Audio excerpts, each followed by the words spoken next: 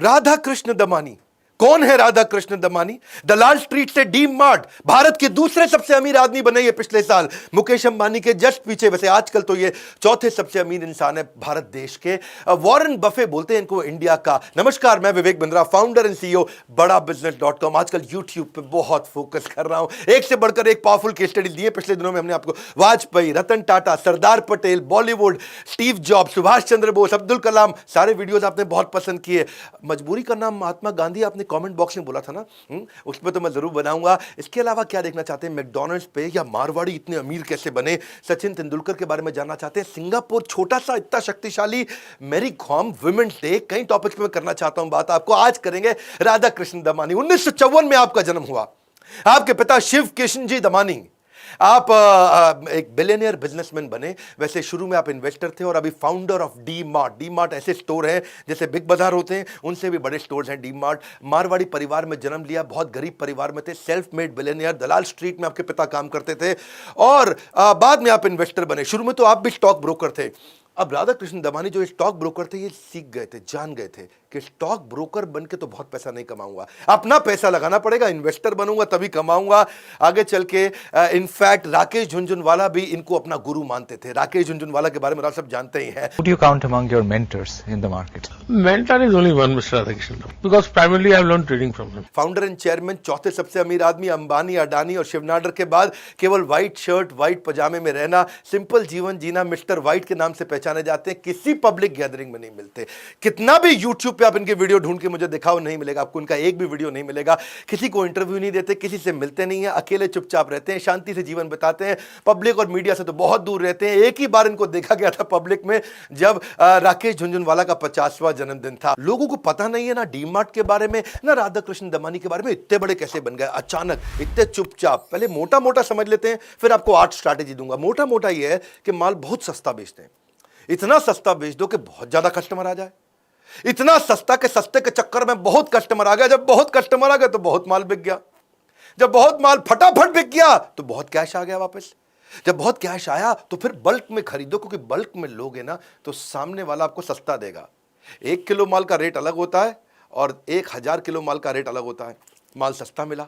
जब माल बहुत सस्ता मिला तो सस्ता मिला तो फिर दोबारा सस्ता बेच देंगे। दोबारा सस्ता बेचे तो मतलब इतना डिस्काउंट, कस्टमर बोले भैया इतना डिस्काउंट, फिर कस्टमर फिर से बहुत ज्यादा आया, फिर वही हुआ ना, बहुत ज्यादा बिक गया और बहुत सस्ते में मिल गया। इसी मुद्दे के चक्कर में डी मार्ट जबरदस्त होता चला गया। इसको आर्ट स्ट्रैटेजी में डिटेल में समझ लो। बिजनेस सीखने में इंटरेस्ट है ना, तो कैसे इतना अमीर आदमी बनता है उसको पकड़ते हैं। पहली चीज, इनके फंडामेंटल स्ट्रॉन्ग थे, क्योंकि ये इन्वेस्टर फ्रेटर्निटी से थे।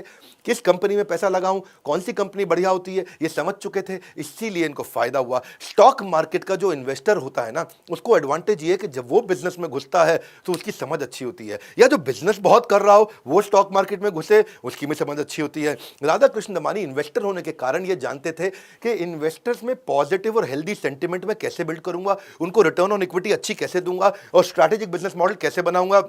इसीलिए डी मार्ट जो उन्होंने खोला, ये बड़ा स्ट्रैटेजिक डिसीजन था। शुरू में इन्होंने 2001 से पहले, जब डी मार्ट खोला उससे पहले 1999 में अपना बाजार की फ्रेंचाइजी ली थी और उनको उनका बिजनेस मॉडल समझ में नहीं आया, तो उन्होंने कहा मार परे, छोड़ो उसको, कोई जरूरत नहीं है इसकी, बेकार, बिजनेस मॉडल ही ठीक नहीं है। इनको बिजनेस मॉडल की समझ थी।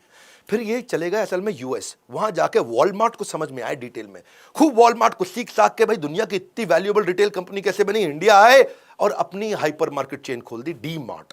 ये 2002 में उन्होंने खोली।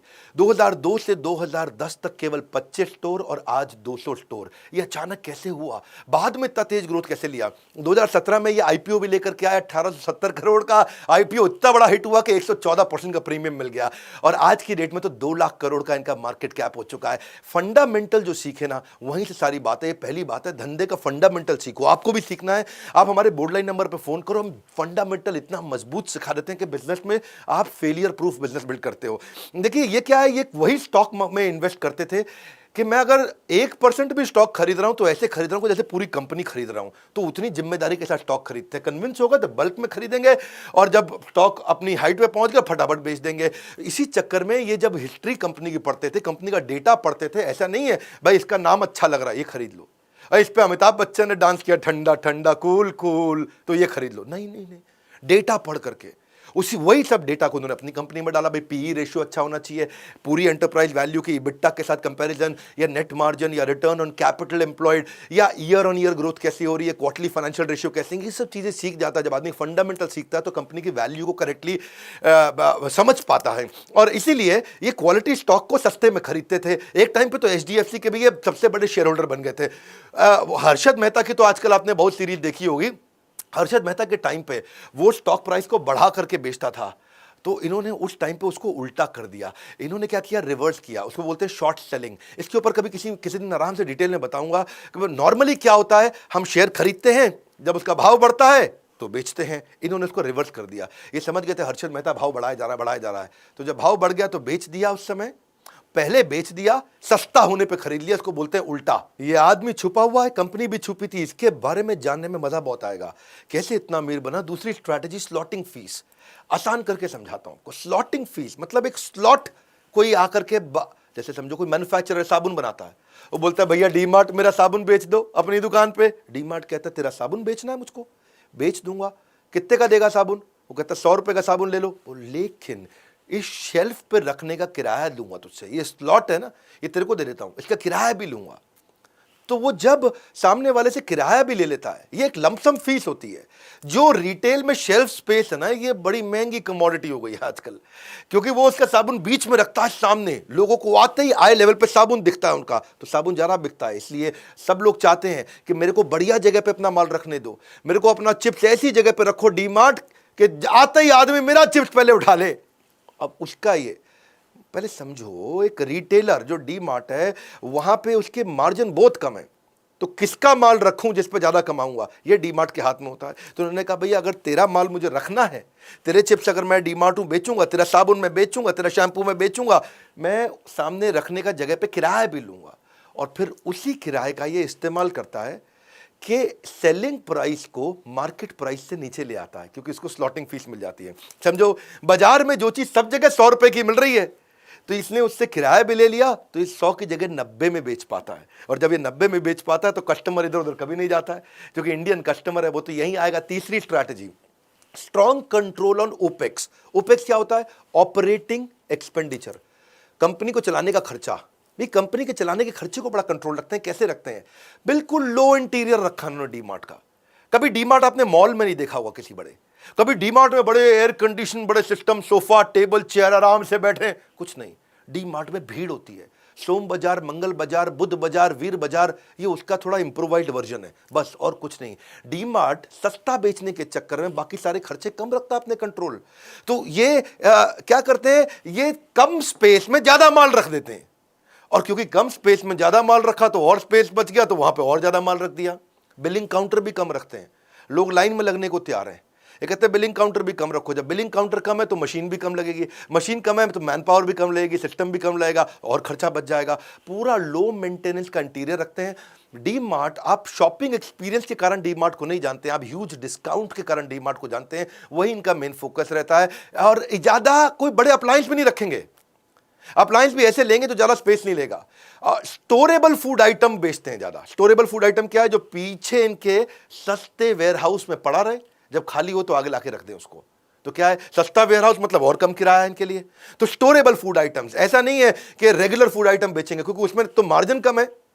अब स्टोरेबल फूड आइटम है, अगर मार्जिन कम है लेकिन वो फटाफट बिकता रहता है, तो इन्वेंट्री टर्नओवर का बेनिफिट मिलता है। फ्रेश फूड आइटम नहीं रखते, क्योंकि वो वाइड शेल्फ लेगा फ्रेश फूड आइटम, वहां ज्यादा स्टाफ चाहिए मेंटेनेंस के लिए। फ्रेश फूड आइटम क्या है? वो जो रोज खराब हो जाती है, तो उसके चक्कर में इनको रिफिल रेट बढ़ाना पड़ता है, लॉजिस्टिक्स की मेंटेनेंस की कॉस्ट बढ़ जाती है। तो स्टोरेबल आइटम रखते हैं, उससे इनका खर्चा कंट्रोल में रहता है। मेन मुद्दा क्या है? पर स्क्वायर फीट सेल्स कितनी कर देता हूं, हर स्क्वायर फीट पे कितनी सेल्स कर देता हूं। इनको सारे खर्चे कंट्रोल रखने हैं। इनके ऑपरेटिंग खर्चे, इंटरेस्ट का खर्चा तो कर्जा ज्यादा नहीं लेते, डेप्रिसिएशन या टैक्सेस उसको बचा के रखते हैं। सब कुछ 20% के अंदर रखेंगे, और फाइनली 15% 20% के अंदर रख के 5% प्रॉफिट कमा लेंगे। क्योंकि ना ये रिटेल के धंधे में मार्जिन कम होता है, माल जल्दी जल्दी बिकना चाहिए। मैं आपको समझाता हूं, मजा आने वाला है इस केस स्टडी में। एक है डी मार्ट और एक है बिग बाजार। अब फर्क समझना, पूरा गेम चेंज हो जाएगा। इजी कर दूंगा। आप मेरे चैनल पे आए हो ना, आपका टाइम बचाऊंगा और सबसे आसानी से सिखाऊंगा। समझो, पहले डी मार्ट का रेवेन्यू पूरा साल का माल बेचता है ये 24,000 करोड़, ये बेचता है 20,000 करोड़ बिग बाजार, दोनों आसपास है ना, ये 24,000 ये 20,000, लेकिन फर्क देखो, वो 24,000 करोड़ में 1300 करोड़ का प्रॉफिट कर लेता है और ये 20,000 करोड़ में खाली 15 करोड़ का प्रॉफिट कर पाता है। बेचते तो आसपास ही है 24 और 20, लेकिन प्रॉफिट क्या है 1300 करोड़ और केवल 15 करोड़। अब देखो इन्वेंट्री जब साल खत्म होता है इसके पास इन्वेंट्री 2000 करोड़ की रहती है खाली, लेकिन ये भाई 5000 करोड़ की बिग बाजार इतनी इन्वेंट्री अपने पास रख के पड़ा है। इतनी इन्वेंट्री तेरे पास है, जब तू बेच ही नहीं पाएगा तो काम कैसे करेगा? समझो मेरी बात को, ये जो डी मार्ट है ये जब माल बाजार से लेके आता है 30 दिन में बेच देता है। बिग बाजार जब माल बाजार से लेके आता है तो 90 दिन में बेच पाता है। फर्क समझना इस बात का, ऐसे फर्क क्या पड़ता है भाई, 30 की जगह 90 दिन में बेच तो क्या फर्क है? लेकिन तूने अगर इतना माल रखा अपने पास, बाजार में पैसा दिया, माल लिया, इतने दिन तक पड़ा रहा, वो 30 दिन में बेच रहा है, तू 90 दिन में बेच रहा है, इसका मतलब क्या है? 90 दिन की इंटरेस्ट कॉस्ट भी तो आती है भैया। 90 दिन जो मैंने पैसा बाजार में फेंक रखा है और मैं उस पर कमा नहीं पा रहा, 90 दिन बाद कमाऊंगा, उसका नुकसान है। यही दिक्कत आती है।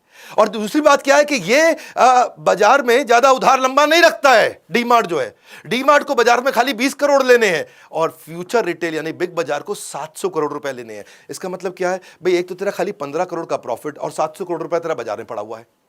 15 करोड़ तेरी जेब में है, 700 करोड़ तेरा बाजार में फैला हुआ, तो पैसा ही नहीं उठा पा रहा अपने बाजार से।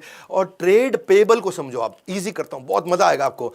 ट्रेड पेबल क्या है कि डी मार्ट 1300 करोड़ के प्रॉफिट में खाली 400 करोड़ बाजार में देना है, इसको देना है, ये जल्दी जल्दी दे देता है। लेकिन वहां बिग बाजार प्रॉफिट है 15 करोड़ का और बाजार में इसने 5,500 करोड़ देना है।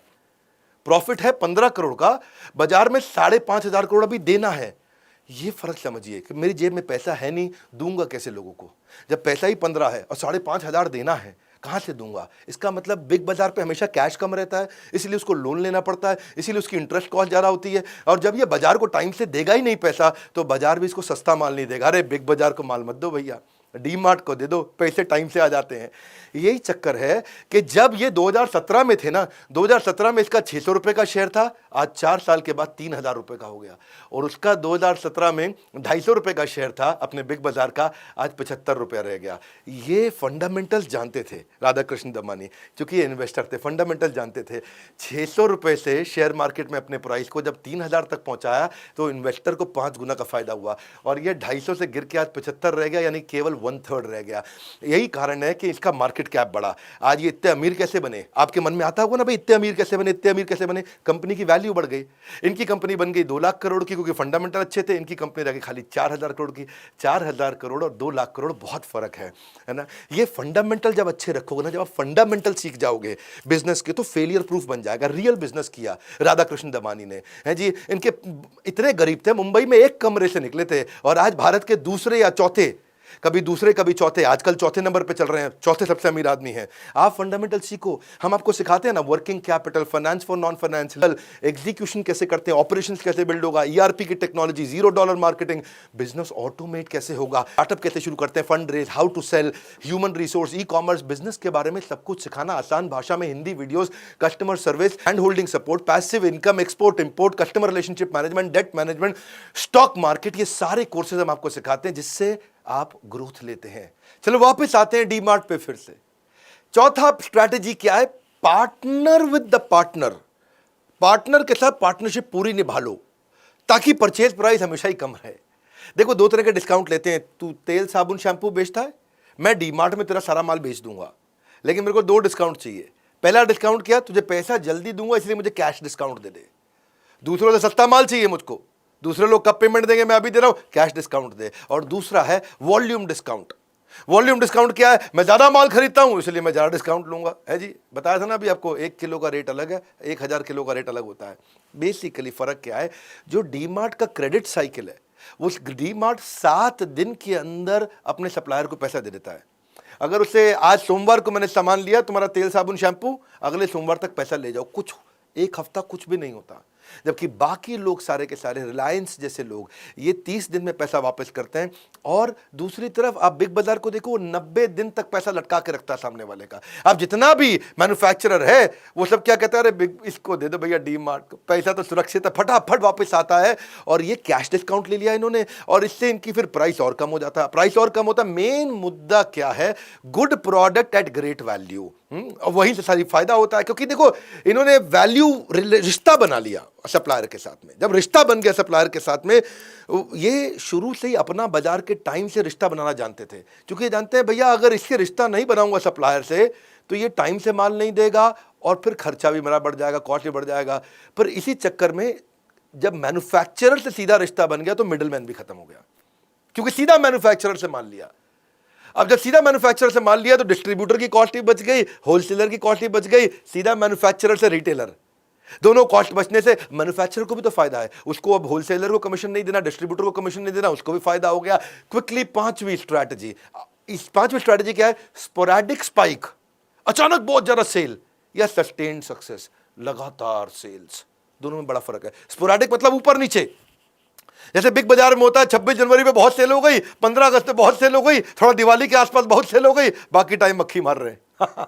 डीमार्ट क्या है? पूरा साल सेल चलती है। ये कैसे किया इन्होंने, इसको समझो। देखो पहले अभी तक आपने 3 बड़े मुद्दे समझ लिए। एक, स्लॉटिंग फीस है, पहले ही किराया ले लेते हैं। दूसरा, ऑपरेट करने के खर्चे को कम रखा, बड़ा जबरदस्त एयर कंडीशन वो सब नहीं, बहुत भीड़ आती है इनके पास, बड़ा सिंपल सा अंदर से रखा है डीमार्ट को, वहां से पैसा बचा है। 2 चीजें। और तीसरा, माल सस्ते में खरीदते हैं, वहां से पैसा बचा है। अभी 3 जगह से जब पैसा बचाया तो पैसा बचा है, इसलिए परमानेंट डिस्काउंट पूरा साल। वन मोर टाइम, दूसरों की तरह नहीं 26 जनवरी 15 अगस्त को डिस्काउंट देंगे, परमानेंट डिस्काउंट पूरा साल। अब ये लो प्राइस जो है ना, ये रियल एज बन गई डीमार्ट की। अब लो प्राइस से ज्यादा फुटफॉल, ज्यादा फुटफॉल से ज्यादा सेल्स, ज्यादा सेल्स से मैन्युफैक्चरर फिर कहता है भाई मेरा माल सारा का सारा डीमार्ट ही बेचता है, भैया तुम इतना ज्यादा माल मेरा बेच देते हो, तुम ही ले लो यार, तुम ही ले लो माल। उस चक्कर में ये पूरे लो कॉस्ट बिजनेस मॉडल को सपोर्ट मिला, इसीलिए फंडामेंटली मजबूत हो गया। अब कस्टमर को समझना, इनका वो कस्टमर है जिसका बजट नहीं है पर टाइम बहुत है।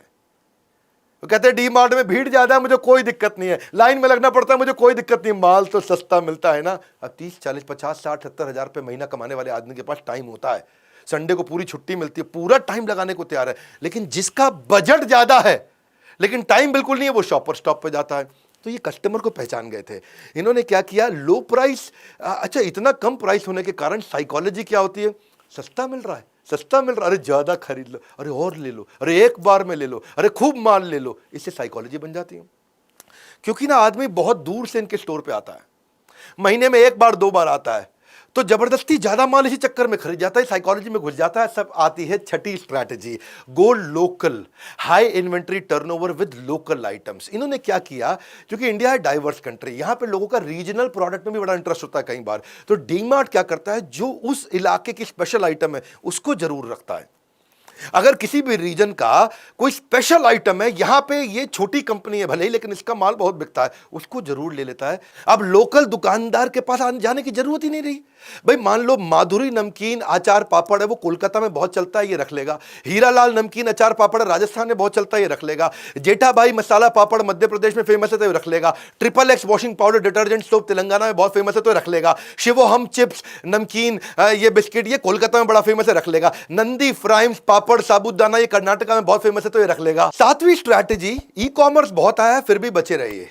ई कॉमर्स ने बहुत मार्केट को खराब किया, ऑनलाइन लोगों ने ऑर्डर करना शुरू किया, ये बचे रहे। उसका कारण क्या है? Audience suited for brick and mortar. इन्होंने वही ऑडियंस के लिए अपने हाव भाव वेशभूषा, अपने ब्रांड को उन्हीं ऑडियंस के लिए बनाया जो खरीदेगा ही दुकान पे आके। क्यों? इनकी ऑडियंस कौन है? इनकी ऑडियंस है middle class and lower middle class. उसको आज भी ऑनलाइन खरीदने की आदत नहीं है। ऑनलाइन कौन खरीदता है? दिल्ली, हैदराबाद, बैंगलोर, पुणे, मुंबई या बहुत बड़े शहरों के लोग ऑनलाइन ज़्यादा खरीदते हैं। ये छोटा अमीर आदमी नहीं, एवरेज आदमी, उसको क्या चाहिए? एक्सीलेंट प्रोडक्ट मिल जाए, ब्रांडेड क्वालिटी मिल जाए, लो कॉस्ट पे मिल जाए, वो वाला कस्टमर बेस इनके पास आ गया। अब DMart is operating majority of business in सारा ब्रिक एंड मॉर्टर। हालांकि इन्होंने ऑनलाइन की तैयारी करी, पर जो लो इनकम ग्रुप है वो आज भी ऑनलाइन नहीं जाता, और इसी चक्कर में जब सबको नुकसान हुआ, डीमार्ट हमेशा बचा रहा। 8वीं स्ट्रैटेजी बहुत जबरदस्त है, मजा आ जाएगा। मैं तो डीमार्ट बताने में ना दिल खुश हो जाता है। Organic expansion. राधा कृष्ण दमानी असली बुद्धिमान थे, शुरू में कोई जल्दी नहीं करी, रियल बिजनेस बनाया, रियल बिजनेस। कोई जल्दी नहीं करी शुरू में, एकदम धीरे धीरे चले। पहले उन्होंने क्या किया, मैं सारे के सारे सप्लाई चेन को कंट्रोल कर लूं, मैं प्रॉफिटेबिलिटी को कंट्रोल कर लूं, हर स्टोर को पहले प्रॉफिटेबल बना दूं, बाद में एक्सपैंड करूंगा। इसलिए वो पूरा कंट्रोल लेकर के आए। पूरे 17 साल में आज तक एक भी साल ऐसा नहीं गया जब डीमार्ट ने प्रॉफिट नहीं बनाया हो। आज तक एक भी इनका स्टोर बंद नहीं हुआ। आज तक इनका एक भी स्टोर में सामान स्टॉक कम नहीं पड़ा। आज तक एक भी स्टोर इंडिविजुअली कभी लॉस नहीं किया। ये कैसे किया इन्होंने? अब आते हैं असली गेम चेंजर। एक और 80% स्टोर इनके खुद के हैं, यानी कि वो प्रॉपर्टी इनकी खुद की है। ये कोई भी स्टोर को शहर के अंदर नहीं खरीदते, थोड़ा बाहर खरीदते हैं, सस्ती प्रॉपर्टी पे खरीदते हैं, ताकि थोड़ा दूर तक आदमी आए। वो तभी आए जब वो बहुत सारा सामान लेना हो उसको। ये भी इनकी स्ट्रैटेजी है। गली मोहल्ले की दुकान है तो आदमी पास में थोड़ा सा ले आता है, इनके पास जब आता है सस्ता देखता है, दूर तक आता है, बहुत ज्यादा लेता है। मुद्दा क्या है, ये कर्जा नहीं लेते तो इनके फाइनेंशियल स्ट्रांग होते हैं। अब इनकी प्रॉपर्टी खुद की है तो वहां रेंट नहीं देना तो रेंट का आउटफ्लो नहीं होता। इतना बड़ा एरिया उसका रेंट नहीं जाएगा तो कैश फ्लो इनका मजबूत रहता है। और यही सारे पैसे को ये अपने स्टोर को दोबारा खरीदने में इस्तेमाल करते हैं। सबर्बन एरिया में है, जमीन सस्ती पड़ेगी। जिन दिनों 2002, 3, 4 में प्रॉपर्टियां सस्ती थी, तब शुरुआत इन्होंने करी थी। पहले 8 साल में 25 स्टोर खोले, अगले 8 साल में 175 स्टोर खोले। आप सोचोगे कि भाई ये सारे के सारे स्टोर खुद के खरीदे, मेरे पास तो पैसे नहीं, मैं कैसे करूं? सीखने की बात है। मेरे चैनल पे आए हो, सीखोगे आप। ऐसे समझो कि अगर राधा कृष्ण दमानी कोई स्टोर खोलते हैं और खोलने में 3 लाख रुपए लगता है, तो उन्होंने पहला स्टोर 3 लाख रुपए लगा के खोल लिया और हर साल वो स्टोर 1 लाख रुपए बचा के देता है मुझको। तो पहले साल उस स्टोर से 1 लाख मिला, दूसरे साल 1 लाख और मिला, तीसरे साल 1 लाख और मिला। तो 3 साल के बाद जाके इनके पास 3 लाख रुपए फालतू बचे। तब जाके इन्होंने दूसरा स्टोर खोला, क्योंकि अब 3 लाख रुपए बचे। नया स्टोर खोलने में 3 लाख लगते थे। अब टोटल कितने हो गए जी? 2 हो गए पहले साल में। फिर 3 साल के बाद 2 स्टोर हुए, आराम से खोले। अब 2 स्टोर हो गए और कितना बचता है जी? 1 लाख रुपए हर साल बचता है। अब 2 स्टोर का मिला के जब 1-1 लाख बचता है तो 1.5 साल में 3 लाख रुपए हो गया। अब 1.5 साल के बाद इनके 3 स्टोर हो गए, क्योंकि पैसा बचाते थे फिर नया लेते थे। अब 3 स्टोर है, हर साल एक स्टोर 1 लाख देता है। तो अब एक ही साल के अंदर जब तीनों ने 1-1 लाख दिया तो 3 लाख रुपए हो गए, तो खुल गया इनका चौथा स्टोर। ऐसे करते करते इन्होंने, जब इनके स्टोर बढ़ गए और इनके 50 स्टोर हो गए, और 50 स्टोर 50 लाख रुपए अगर कमा के दे रहे हैं मुझको, तो कम से कम 16 स्टोर उस साल खुलेंगे। इसीलिए इनके शुरुआत में इन्होंने कम खोले, बाद में इन्होंने बहुत तेज खोले, क्योंकि जो पैसा कमा के लेके आते थे उसी से खरीद लेते थे। तो ना बाद में हमारे को देना है किसी को रेंट, और ना बाद में किसी को लोन का देना इंटरेस्ट। इससे हो गया ऑर्गेनाइजेशन और मजबूत। ये जानते थे कि over a period of time growth आएगी, तभी तो 2002 के बाद 2017 में आईपीओ लॉन्च किया। शुरू में नहीं किया, पूरी वैल्यू बिल्ड करी। यही बात है कि जब 2009 की में इसकी जो सेल्स थी वो केवल 600 करोड़ थी, और आईपीओ के टाइम पे ये 12,000 करोड़ हो गई। 2009 में इनका प्रॉफिट खाली 5 करोड़ था, आईपीओ के टाइम पे ये 500 करोड़ हो गया। ये है वैल्यू बिल्ड करना अपने बिजनेस के अंदर। फंडामेंटल मजबूत है तो आदमी कुछ भी कर सकता है। यही हमने कुछ नहीं छोड़ा फंडामेंटल सिखाने के लिए। ये हमने ना इसी पे समय लगाया आज तक सारा। क्यों हम इतने बढ़िया बढ़िया केस स्टडी देते हैं। इनको अगर डिटेल में सीखना चाहते हो, brand management, family run business, process develop कैसे करोगे, डिजिटल कैसे जाओगे, बिजनेस आइडियाज कैसे बिल्ड करोगे, ऑनलाइन रेपुटेशन कैसे तैयार करोगे, बिजनेस को ऑटोमेट कैसे करोगे, रिटेल मैनेजमेंट, इंटेलेक्चुअल प्रॉपर्टी, हमने स्टेप बाय स्टेप जाते हुए हजारों वीडियोस के साथ, फ्रेमवर्क के साथ, रीडिंग मटेरियल के साथ सीरियस आदमी के लिए अमृत बना दिया। बोर्ड लाइन नंबर है आपके लिए 9810544443। फोन करिए, पता करिए। एक बात बताऊं, इस वीडियो को जरूर शेयर करिएगा सबको। और नीचे कमेंट बॉक्स, मेरा आपका रिश्ता है इस कमेंट बॉक्स में। अब तो मैं वही वीडियोस बनाता हूं जो आप मुझे बताते हैं बनाने के लिए। रियल वैल्यू क्रिएट कर रहे हैं आपके लिए। मैंने कसम खाई आपका टाइम बचा करके राइट वैल्यू दूंगा आपको, कंटेंट की ऐसा दूंगा जो कहीं नहीं मिलेगा। Animated, super solid, super fast. हमारे साथ जुड़े रहने के लिए इस वीडियो को सोच के कौन से दोस्त को काम आएगा शेयर करने के लिए लाइक इसलिए करिए क्योंकि फ्री में भी तो इतना कंटेंट देते हैं, उत्साह बढ़ता है। अगर नए आए जरूर सब्सक्राइब करिए। हमारे साथ जुड़े रहने के लिए आप सबका हृदय की गहराइयों से प्रेम पूर्वक मुस्कुराहट से धन्यवाद।